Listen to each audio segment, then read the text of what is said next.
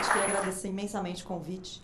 Como quase todas as pessoas do planeta, sou usuária do Google e a Tendências tem usado o Google Trends em alguns modelos de projeção de demanda de uma forma super interessante para prever comportamento. Então, a gente tem tido experiências muito interessantes. Eu fiquei com a parte chata da manhã, né, que é falar de economia. Algumas coisas que são muito relevantes, né? Esse ano é um ano que a gente acha, eu gosto desse termo, tempestade perfeita, ele mostra bem o que a gente está vivendo, né? A gente teve uma deterioração econômica que tem a ver com políticas econômicas erradas que foram sendo feitas ao longo dos últimos anos, não é uma coisa de agora, mas que foi extremamente acentuada pelos efeitos da Operação Lava Jato e pelos ajustes a esses erros de política que a gente está conduzindo esse ano. O grande problema do Brasil tem sido a questão política, sem dúvida nenhuma. Isso completa esse quadro negativo. Um governo com popularidade muito baixa, com pouca capacidade de mobilizar o Congresso e de fazer as mudanças que a gente precisa fazer para corrigir o rumo, né? Algumas correções estão sendo feitas, mas a gente tem visto que, como você não tem conseguido sucesso nessa correção plenamente, a confiança continua muito baixa. Pessoas que decidem simplesmente não consumir, não investir, e a gente fica nessa situação meio parada, sem saber o que vai acontecer para frente, né? 2015 acho que vai ser um ano muito complicado, 2016 é um ano complicado também, já começam a dizer talvez mais complicado que 2015. A gente não acha mais complicado no sentido de ter um número tão negativo quanto desse ano, mas é um número negativo em cima de outro número negativo. Mas eu acho que assim, a gente pode sim ter mudanças e ter um resultado melhor nos anos seguintes. Eu vou falar um pouquinho de cenário internacional, principalmente para mostrar que ele não é o nosso grande problema, né? Eu acho que o nosso grande problema hoje ele é doméstico. A gente tem 3 grandes desafios aí, 3 questões relevantes que impactam muito o Brasil quando a gente fala de cenário internacional. O que vai acontecer com a taxa de juros dos Estados Unidos? Ela deve aumentar, deve começar a subir no final do ano. Taxa de juros nos Estados Unidos mais alta significa mais gente indo para dólar e o dólar se valorizando em relação às outras moedas. Então, o nosso real seguirá desvalorizado, independentemente do clima ruim político que a gente vem enfrentando. Tem uma tendência estrutural para isso acontecer. O que vai acontecer na China? A China é o nosso grande demandante dos nossos produtos exportáveis, né, das nossas commodities. Se ela desacelera muito rápido, é um país que está crescendo menos, mas eu vou mostrar aí a contribuição dela. O crescer menos hoje ainda significa crescer muito e ser muito relevante para o mundo, mas se ela crescer menos abruptamente, isso pode significar menos demanda pela nossa soja, pelo nosso minério de ferro, pela nossa celulose, e isso pode ser um problema adicional para a gente. Acho que a zona do euro ela é menos relevante do que ela já foi, no sentido de que assim, é um bloco que vai crescer pouco e que tem muitas questões internas para resolver ao longo dos próximos anos. Mas acho que isso nos afeta menos do que afetou quando a gente estava naquela iminência da crise grega e tudo mais. Então, acho que a gente tem uma situação hoje um pouco mais confortável. Isso falando só de riscos econômicos. Obviamente, tem uma situação geopolítica lá extremamente complicada, que pode afetar o mundo todo, obviamente. Estou falando aqui mais dos riscos econômicos. Como é que a gente vê esses 3 riscos? A gente acredita lá na Tendências que a gente vai ter uma desaceleração suave nos próximos anos da China, mas tem risco sempre, né? E aí o risco é sempre você ter uma queda um pouco mais forte. Você tem lá na China um mercado financeiro complicado, bancos estatais, dívidas, então você pode ter sempre algum susto, principalmente nas variáveis financeiras. Estados Unidos deve começar a subir juros, talvez não no... A gente acha ainda que é no final desse ano, mas pode ser no começo do ano que vem, depende dessa avaliação de como é que está a recuperação econômica lá, mas acho que aí a mensagem nosso dólar continuará, nossa moeda continuará desvalorizada. O dólar tende a se valorizar em relação às outras moedas ao longo dos próximos anos. E na Europa é uma retomada super lenta e gradual. Vou mostrar só algumas coisas aqui que eu acho interessante. Então, assim, Estados Unidos se recuperando, né, taxa de desemprego caindo. É um gráfico quase que o oposto do gráfico de desemprego para o Brasil, que eu vou mostrar daqui a pouco. E o dólar se valorizando em relação a todas as outras moedas, né? Há uma cesta de moedas, não só o real. Então, essa parte desse movimento da desvalorização da nossa moeda tem a ver com esse movimento aqui, e não necessariamente com os nossos problemas e com a nossa volatilidade política. Na China, a gente acha, então, que você tinha crescimentos ali acima de 10%, né? E agora passa para crescimentos mais baixos, de 7%, depois de 6,5%, depois de 5,5%, de 6, 5,5%, e vai chegando a números mais baixos. Mas eu acho que isso aqui, eu gosto dessa curva aqui, que mostra a contribuição da China no PIB global. Ela não para de crescer, né? Então, você crescer 7 em cima de uma economia que já é tão grande, ainda é muito significativo. Então, o pouso suave da China não nos atrapalha no sentido de continuar sendo um grande demandante dos nossos produtos. A gente não vai viver, provavelmente, nos próximos anos, aquele grande cenário favorável para preços de commodities que a gente viveu nos últimos. Mas, provavelmente, não tem nenhuma grande queda. Quer dizer, a gente continua exportando aqueles produtos nos quais a gente é muito competitivo. E a China está fazendo um ajuste, que é um ajuste que a gente fez aqui na década de 70, né, de população que está migrando do campo para a cidade. E isso continua acontecendo. E é um processo lento mesmo, que gera desequilíbrios, que gera problemas, mas que está acontecendo lentamente. Então, a gente vê os investimentos ainda são o grande motor do crescimento da economia chinesa, mas a gente vê que o consumo das famílias, que tinha uma grande diferença aqui, né, essa bocona de jacaré, vem diminuindo essa diferença em relação ao que era no passado. Zona do euro com crescimentos muito diferentes. Eu vou pular, vou já mostrar direto como é que a gente vê crescimento no mundo aí. Então, a gente vê o mundo crescendo razoavelmente bem nos próximos anos, em torno de 3,5%. Nosso problema realmente não está aí. Não é um crescimento exuberante que a gente já viveu no passado, mas ele está longe de ser as fontes dos nossos problemas que estão aqui, né? E aí eu gosto de mostrar esse gráfico aqui, que mostra como é que é o crescimento previsto para os nossos amigos aqui da América Latina, que eu acho que reforça a ideia de que a crise não é internacional, né? Então, a gente tem aqui um companheiro bem complicado aqui, né, de número negativo, que é a Venezuela, com uma recessão fortíssima, que está enfrentando um mundo que é muito diferente do nosso. Mas depois vem Brasil, e o resto está todo mundo no campo positivo, até a Argentina, ainda que o crescimento seja baixo. E os países que não tiveram esse problema de erros de política econômica nos últimos anos estão crescendo a taxas bastante razoáveis. Então, mesmo com esse mundo que não cresce tanto, quem fez a lição de casa desacelerou o crescimento, crescia mais, sem dúvida nenhuma, quando você tinha um mundo exuberante, mas ainda está num cenário de crescimento. Então, vamos começar a falar do problema, né? Acho que esse é o grande nó que a gente está vivendo, é o cenário político. A gente tem uma crise econômica, sem dúvida nenhuma, mas eu acho que ela é muito amplificada pelas questões políticas. Um governo fraco saiu enfraquecido da eleição, porque, obviamente, uma eleição muito dividida, mas eu acho que a gente lá na Tendências não esperava o grau de fraqueza que aconteceu, no sentido de não conseguir mobilizar o Congresso para votar praticamente nada. Até veto presidencial está difícil de votar. Então, acho que é esse o grande problema. Mais recentemente, então, o que a gente viu para tentar solucionar? Uma reforma ministerial, né, que, na verdade, deu um espaço maior para o PMDB e trouxe alguns petistas importantes para fazer articulação política, com a própria saída do Mercadante. Eu acho que isso aqui é um sinal, primeiro, de que o plano A do PT é continuar no poder até 2018, é tentar minimamente arrumar a casa e ter um cenário de crescimento ali em 2018 para ter alguma competitividade. E essa reforma ministerial era para diminuir as chances do PMDB romper formalmente com o governo. Acho que vocês devem ter visto o documento que o PMDB lançou a semana passada, com todas as políticas que deveriam ser feitas, né? Tem uma cara de documento assim, ó, se ela cair, eu tô aqui prontinho para assumir, ó, já tem até programa de governo. Então, mas assim, acho que formalmente a gente não vai ver um rompimento do PMDB, a gente vai ver ele continuar sendo fiel da balança e nem sempre apoiando, como a gente tem visto, né? A gente não vê na Tendências a interrupção do mandato como o cenário mais provável. Eu acho que esse cenário vem ganhando força, a gente atribui 30% de probabilidade, é uma probabilidade subjetiva, aconteceu um impeachment, mas eu acho que não é o cenário mais provável, né? Então, assim, acho que o cenário mais provável é a gente ter Dilma governando até o final com esta baixa governabilidade que ela tem vivido. Claro que tem várias coisas que acontecem que a gente não controla, e às vezes vem um movimento tão grande que ela é empurrada a, né? Tem 3 possibilidades de a gente ter interrupção do mandato. A primeira é renúncia, que é uma decisão extremamente pessoal e que a gente não sabe avaliar se aconteceria ou não, né? A gente pode ter, de novo, uma próxima pesquisa com uma queda ainda maior da popularidade, a gente pode ter população na rua, a gente pode imaginar cenários em que a renúncia vira como sendo mais provável. Acho que olhando de hoje não é. A segunda possibilidade é que o processo que está acontecendo no TSE seja julgado, né, e que você tenha ali um crime eleitoral, a chapa inteira seja impugnada e você tenha novas eleições. Eu acho que, em relação à questão do TSE, tem um complicador grande, né? Não há nenhuma unanimidade em torno dessa questão. É bastante provável que os ministros fiquem empatados, inclusive, que você tenha um ministro que vá dar voto de Minerva.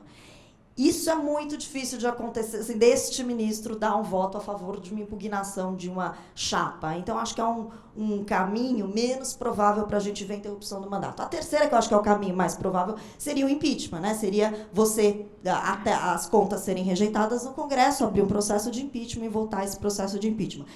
Eu acho que para ele funcionar, do ponto de vista político, a gente tem que ter um PMDB que enxergue que, ok, tem um caminho onde eu sou o maior ganhador, então eu vou apoiar, né? Acho que o grande fiel da balança é o PMDB. Hoje ainda não está muito claro para ele. Vai pegar um país super complicado, com um ajuste fortíssimo para fazer, sem nenhuma garantia de que sai lá em 2018 com números melhores para ser competitivo. Mas em algum momento pode haver essa percepção de é melhor que eu conduza isso, e aí ele pode virar a favor do processo, e a gente pode ter um processo, a gente pode ter esse cenário aqui se materializando, né? Acho que, assim, vai ter muito conflito, vai ter judicialização, porque o governo vai se defender desse processo. É um processo lento, que, na melhor das hipóteses, a gente vai ver isso acontecendo, todo o cenário se materializando, lá pelo meio do ano que vem. Antes disso, é difícil a gente pensar que algo aconteça. A reforma ministerial que foi feita recentemente, obviamente, era uma condição necessária, mas ela está longe para ser uma condição suficiente para que o Congresso para que o governo tenha uma melhor governabilidade no Congresso. E a gente já viu isso, né? A reforma já aconteceu, algumas votações já foram, e já teve que esvaziar o Congresso, porque senão iria perder a votação, o governo iria perder a votação. Então, claramente, acho que a gente continua num cenário muito difícil. Uma medida como CPMF, por exemplo, que é uma emenda constitucional que precisa de maioria absoluta, dificilmente passa neste contexto atual. Então, é mais provável, quando a gente pensa em medidas para conter o déficit, que a gente fique em torno daquelas contribuições que o governo não precisa do Congresso, como o CID, como essas outras, como aumentos de alíquotas, como essas outras contribuições que não dependem de uma emenda constitucional. Esse gráfico aí mostra as popularidades de todos os governos, ele fala por si só, né? A Dilma tem a popularidade mais baixa de todos os governos. Esse eu acho que é o grande problema dela, né? Um governo tão impopular tem muita dificuldade de se afirmar no Congresso. Adicionalmente, pelas características pessoais dela, não é uma pessoa que exerce liderança, e aí eu acho que ela entrou nesse imbróglio para completar. Eu acho que fecharam um pouco os olhos ali, não perceberam os riscos que teriam a ter um presidente da Câmara como Eduardo Cunha, e aí eu acho que eles se encontraram na situação que estão hoje de terem muita dificuldade de passar qualquer medida. Então, esse é o problema hoje. A gente tem uma crise que é tripla, né? Fiscal, econômica e política. A política, eu acho que infla bastante os outros problemas que são graves, mas que são sempre solucionáveis, né? No sentido assim, se eu tenho apoio, se eu tenho políticas, eu vou lá e implemento as medidas que podem ser muito duras no momento de crise, né? Mas quando eu não tenho apoio, isso fica bastante complicado. E o grande problema hoje nosso é esse aqui, né? A confiança. Esse gráfico aqui, o azulzinho é índice de confiança do consumidor e o vermelho do empresário. Eles estão em níveis muito baixos. Esse índice, assim, acima de 100 significa que eu estou otimista, abaixo de 100 significa que eu estou pessimista em relação ao futuro.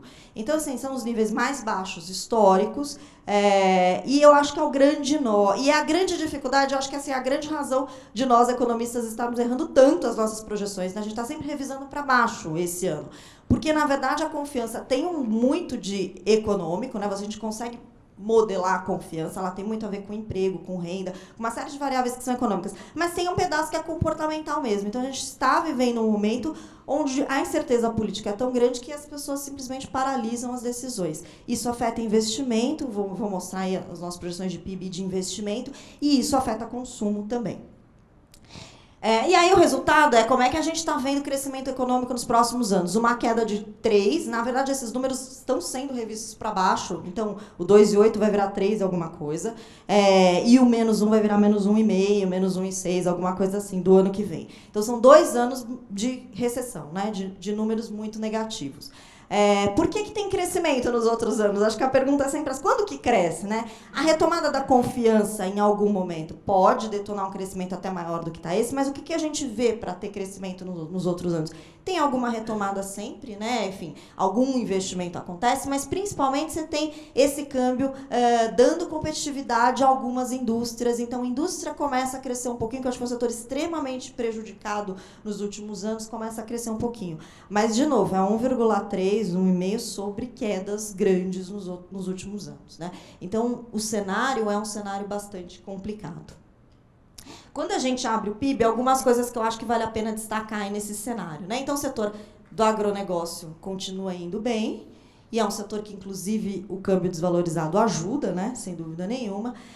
A indústria passa a cair menos, e aqui depois até cresce, mas continua com números muito negativos. Por quê? Apesar do câmbio favorecer a indústria, demora um pouco para fazer esse caminho de volta, né? De voltar a procurar mercados externos. Demora um pouco para ter o ganho de competitividade dos importados deixarem de vir ou virem a preços mais altos e o produto nacional ficar mais competitivo. Então, esse caminho não é um caminho imediato, ele demora um pouco para acontecer. E eu acho que outra coisa que chama a atenção, quando a gente abre do ponto de vista dos gastos, né, da demanda, famílias consumindo menos, e esse aqui é o grande ajuste que a gente vai viver nos próximos anos. A gente teve um grande boom de consumo que se reverte agora. Um governo que era extremamente gastador agora passa a não ser, porque não tem mais dinheiro, na verdade, né? Tem que fazer alguma contenção de gastos. E esse número que eu acho que é o número mais preocupante, né? Esse ano a gente tem uma queda de quase 15% na formação bruta de capital fixa, que são os investimentos.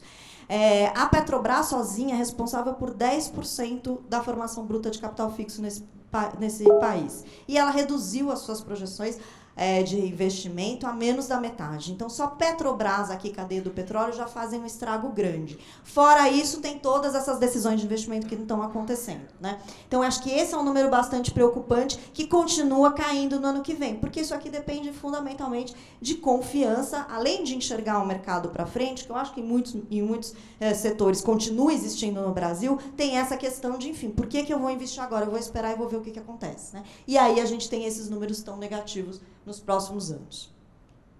Consumo, como eu comentei, deve cair. E aí eu acho que tem uma questão importante, mais ainda do que o PIB, né? Então, esse ano, a gente vai ver o varejo caindo 8,6%. Olha os números de crescimento que é. Assim, a gente tem crescimento de 2 dígitos, né? Porque este segmento depende de confiança, depende de crédito que está caindo e depende de renda e emprego que estão piorando. Então, esse setor é particularmente afetado por essa questão de confiança. Setores que são mais complicados, né? Esses que mais dependem de confiança. Automotivo, que a gente vê uma queda de 25% esse ano. Construção civil, que tem uma queda enorme também esse ano. Se eu não me engano, o PIB deve cair quase 10%, a construção civil. E varejo. Então, esses são setores mais complicados, né? Por quê? Acho que um pedaço está aqui, né, no mercado de trabalho. E aí, mercado de trabalho, acho que tem umas coisas para chamar a atenção. A gente vai ter uma taxa de desemprego subindo muito. Parte disso tem a ver com a volta das pessoas ao mercado de trabalho, né? Então, esse número aqui do ano passado é um número que não se repete mais. O que é isso? Gente que saiu do mercado de trabalho. Então, o ano passado, a gente já tinha um mercado de trabalho que não estava exuberante, né? O número de vagas oferecidas caiu já o ano passado. Mas mais gente saiu do mercado de trabalho do que o número de vagas caiu. Então, a taxa de desemprego, que é essa relação, continuou caindo. E aí, inclusive, perto da eleição, a Dilma falava muito isso, né? Não, mas as taxas de desemprego estão nas mínimas históricas. A gente já tinha um mercado de trabalho complicado, mas teve saída de gente do mercado de trabalho. Por várias razões. A renda das famílias subiu, mulheres deixaram de trabalhar.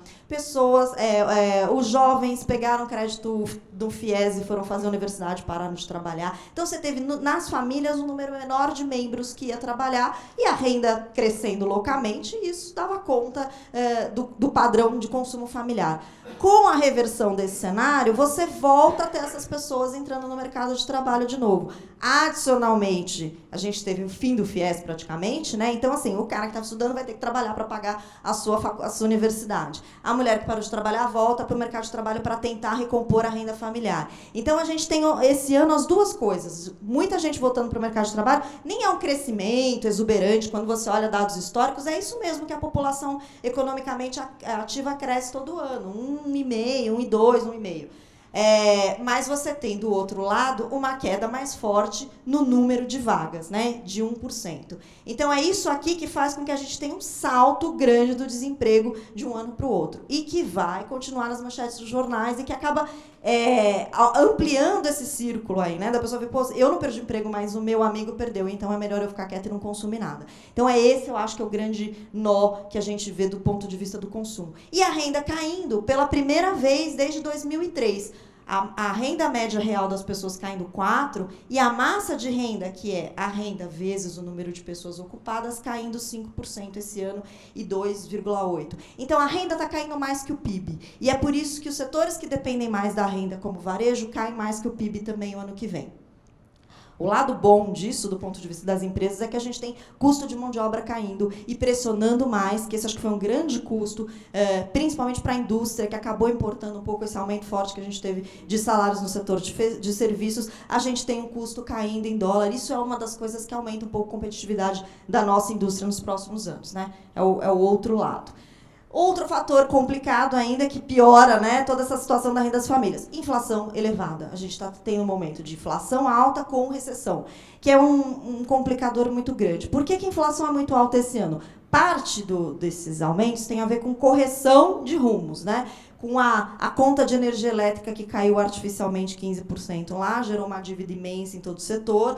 Aí agora o Tesouro tem que pagar ou tem que repassar para o consumidor, não tem outro jeito. Então, foi feito um realinhamento de preços muito grande nos preços que são chamados preços administrados, que são os preços que o governo controla, particularmente energia elétrica, transportes e combustíveis. Combustíveis tem muito a ver com a questão de geração de caixa para a Petrobras também. Então, embora a gente esteja vivendo num mundo de preço de petróleo caindo, a gente aqui está subindo o preço de derivados por conta disso, né? Por conta de ter mantido artificialmente o preço baixo nos últimos anos e da empresa estar numa situação complicada. Então, esse ano, esses preços administrados vão subir 16%.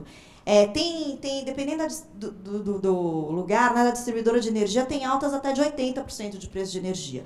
Então, esses preços aqui fazem com que a gente tenha esse ano uma inflação, obviamente, muito acima da meta, de quase 10%. Para o ano que vem, a gente tem inflação caindo, mas ainda muito alta, no teto da meta. Não pelos preços administrados, embora ainda tenha uma conta de energia elétrica para ser pago ano que vem, a alta dos preços de administrados é grande ano que vem, 8,3%, mas principalmente porque tem repasse desse ajuste forte no dólar que a gente teve para preços também. Então, ano que vem é de novo um ano de inflação dentro da meta, mas ali no topo, e aí, aos poucos, a gente vai tendo convergência para a meta. Isso aqui eu acho que assim, é uma luta que precisa ser feita de inflação baixar. Quem viveu inflação, hiperinflação e inflação em aceleração sabe o inferno que é viver num país com inflação. E nós estamos aqui todos preparados. Todo mundo conhece os mecanismos de indexação direitinho de fazer negócio. Aliás, a maioria dos contratos segue indexado. Inclusive, a gente não fez esse processo de desindexação pelo nosso passado inflacionário. Então, senão a gente continua encomendando inflação para o futuro, né? O salário vai subir pelo menos 10%. Então os meus contratos sobem pelo menos 10%. A gente encomenda uma inflação inercial para o ano seguinte. Então, é importante que o Banco Central realmente haja para levar a inflação para a meta. Isso significa termos juros altos durante um tempo. Provavelmente a gente não vê mudança de juros até o final do ano que vem. A gente até achava que poderia cair antes. A gente tem uma expectativa de que a gente tenha alguma queda de taxa de juros a partir de setembro do ano que vem, pensando em inflação do ano seguinte. A gente até achava que poderia cair antes, mas essa desvalorização cambial recente e essa inflação alta ainda prevista para o ano que vem faz com que provavelmente a gente continue com taxas elevadas aí em 14,25 por um bom tempo e tenha queda só no final do ano que vem. São taxas de juros ainda altas para os próximos anos. Aqui está o grande nó, né? Então, a gente que vinha gerando superávites primários começou a gerar déficit o ano passado, em 2013, 2014, esse ano. E o ano que vem, esse meio é bem difícil de ser alcançado. Já é uma virada grande em termos de corte de gastos, mas ele é bem difícil de ser alcançado. E o número mais complicado é esse daqui, que é a dívida, a relação dívida-PIB que sobe. É isso aqui que as agências de risco olham e falam assim, país está aumentando o endividamento, ele não pode ser grau de investimento. Já sofremos 2 rebaixamentos e deveremos sofrer outros rebaixamentos, provavelmente por conta, sim, principalmente dos números fiscais. A questão fiscal brasileira ela vai além de uma discussão de cortar gastos, embora isso seja necessário. Menos ainda de aumentar impostos para a gente que sabe o tamanho da carga. Embora a carga não possa ser muito menor. A questão fiscal brasileira passa por uma discussão muito mais estrutural em relação à estrutura do orçamento e dos gastos. A gente tem que diminuir gastos vinculados para a educação e saúde, a gente tem que desvincular isso. A gente tem que rediscutir previdência, a idade mínima tem que aumentar, a contribuição tem que aumentar, enfim, a gente tem que fazer discussões que são estruturais. E é aí que a questão política complica mais ainda a vida do governo, né? Ele não tem liderança suficiente, não tem base suficiente para tocar discussões que são quase todas reformas, né, que envolvem emendas constitucionais e que precisam deste apoio no Congresso que ele não tem hoje. Então, isso significa que a gente fica, durante esse governo, com tapa-buraco. Aumenta o impostinho aqui, corta gasto aqui, tenta melhorar aqui, mas não discute essas questões estruturais. O documento do PMDB que eu comentei é um documento extremamente interessante nessa linha, ele fala disso, de enfrentar a questão estrutural do orçamento, mas envolve isso, envolve ter agenda, ter o diagnóstico, que eu acho que está feito, em linhas gerais a gente sabe onde estão os problemas, mas envolve um líder que tenha realmente liderança, que consiga tocar essas reformas adiante, que é uma coisa que a gente não vê este governo fazendo. E aí, a taxa de câmbio segue desvalorizada. Câmbio é a variável que o economista nunca acerta. Então, se o câmbio fechar 3,95 no final do ano, podem ter certeza que foi apenas coincidência. Tá?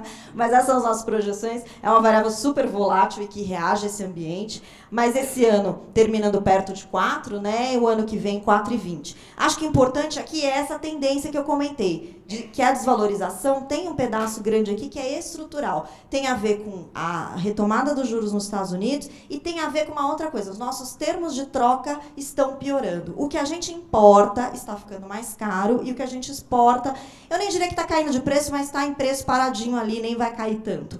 A gente viveu nos últimos anos o oposto, né? Olha aqui o que aconteceu com os nossos termos de troca. O que foi isso? Foi boom de commodities. Preço do que a gente vendia para fora crescendo localmente, China demandando localmente nossas commodities. Num momento de crise internacional em que os preços dos manufaturados, que é o que a gente importa, estavam muito baratos. Então a gente viveu toda essa bonança aqui, era o grande momento de ter feito reformas, e ter feito boas políticas econômicas, e ter consolidado esse caminho para hoje a gente está lá com aquelas taxas parecidas com a da Colômbia, que a gente não fez. E aí agora a gente está vivendo isso aqui, ó. Estamos devolvendo isso aqui. Então, a gente está num momento muito mais complicado do ponto de vista de mundo menos favorável, né? Então, provavelmente, o câmbio continua se desvalorizando. Aí, para terminar, enfim, algumas conclusões. E aí falar um pouquinho, acho que, do tema aqui de inovação, que eu acho que é muito pertinente nesse contexto, né? Mundo deve ter crescimento moderado, China segue desacelerando, mas a gente não espera nenhuma queda abrupta. A gente teve uma mudança inicial de gestão econômica muito positiva. O Levi era o melhor nome possível, ninguém nem imaginava que a gente tivesse um nome tão bom. Qual foi o problema? Primeiro, que ele é uma ilha, né, gente? Ele pensa assim, não o governo pensa assim. E segundo, que ele esbarrou num Congresso extremamente hostil e numa questão de incapacidade de governança política, né, que não estava na mão dele, na verdade, estava na mão do resto do governo. Então, a gente tem um ambiente político muito deteriorado, a gente está vendo um colapso fiscal, né, e muitos desequilíbrios dos últimos anos. Então, a tentativa de ajuste que foi feita, ela foi um pedacinho só que aconteceu, né, o resto não foi aprovado. E, além disso, eu acho que o Levi se deparou com uma queda grande da receita maior do que se esperava, que tem a ver com essa atividade muito mais fraca do que o esperado. Então, de um lado, as projeções de receita foram frustradas e, do outro lado, todas as medidas, parte delas não foram aprovadas, né? O grande nosso problema é a situação fiscal, mas é pouco provável que a gente tenha uma mudança grande disso no curto prazo. Ela passa por a gente fazer uma rediscussão de reformas e uma rediscussão que é difícil, né? Porque, na verdade, a sociedade quer muito gasto com educação, quer muito gasto com saúde, gosta dos gastos previdenciários como são. Então, não é uma discussão fácil, mas é uma discussão possível de ser feita no momento de ajuste e que nos prepararia para ter resultados melhores nos próximos anos, né? Contração esse ano para a economia, crescimento lento, acho que só a partir de 2017, e mesmo assim a gente tem muita certeza em relação a essa retomada do crescimento, porque, como eu comentei, depende de confiança, que é uma variável que a gente não sabe em que momento vai ser retomada. A nossa expectativa é que a partir do final do ano que vem a gente tenha, não é nem retomada, pare de cair, a gente tem uma certa estabilidade na confiança. Pode ser que isso não aconteça, né? Que a gente tenha um cenário mais deteriorado ainda, e aí a gente prorroga e pode ter aí no 2017 muito difícil. Inflação é um problema, ela vai ser menor o ano que vem do que nesse ano, mas ainda muito alta. Acho que tem que ter um Banco Central atento para isso, isso significa provavelmente juros mais altos. Por outro lado, a gente não vê lá na Tendências um processo de argentinização e nem venezuelização, né? Eu acho que a gente...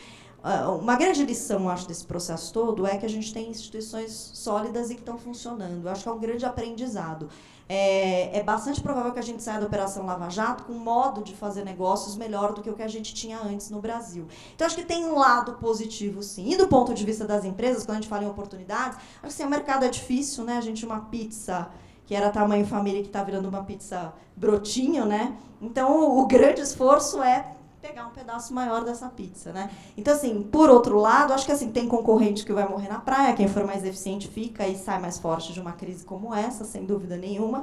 E o grande caminho é se voltar para a eficiência operacional, né? Acho que a demanda eu não controlo, né? Nenhum de vocês vai controlar esse movimento da confiança.